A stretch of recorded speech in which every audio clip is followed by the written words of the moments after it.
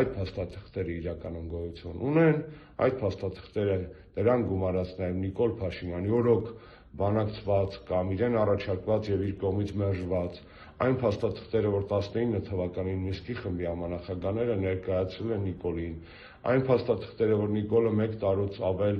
գաղտնի էր պահում այդ փաստը հայ ժողովրդից, մինչև հիմա մենք ծանոթ չենք այդ փաթեթին, այդ փաթեթը այն մասին էր, որ 44-օրյա պատերազմը կարելի էր կանխել հայկական կողմի համար ընդունելի լուծումներով, Արցախյան հիմնահարցի խաղաղ կարգավորման հիմքում դրած լինելով նաև ինքնորոշման, ժողովրդի ինքնորոշման իրավունքը եւ այլն եւ այլն։ Այդ ամբողջ փաթեթը նրա մասին է, որ Նիկոլ Փաշինյանը